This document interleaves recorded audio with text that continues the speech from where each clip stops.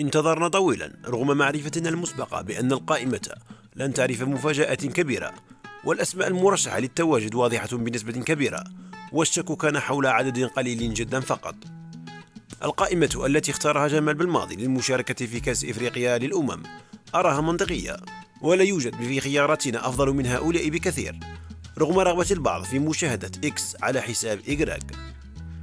مبولحي استفاد من وضعية زغبة، وبالعيد من توسيع القائمة.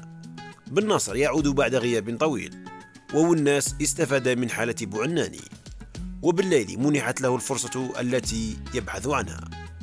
عندما ندخل التحدي ويبدأ الاختبار الحقيقي تصبح هذه الأمور غير مهمة لنا، والأهمية تكون فيما سيقدمه كل لاعب، وما ستظهره المجموعة، وكيف سيتصرف المدرب.